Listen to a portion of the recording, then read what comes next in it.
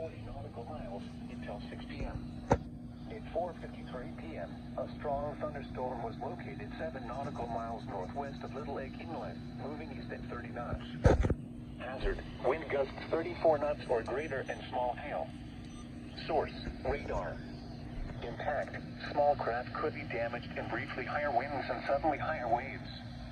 Locations impacted include Beach Haven, North Beach Haven, Barnegat Light, Garden State North Reef, Little Lake Reef, Little Lake Inlet, Ship Bottom, Garden State South Reef.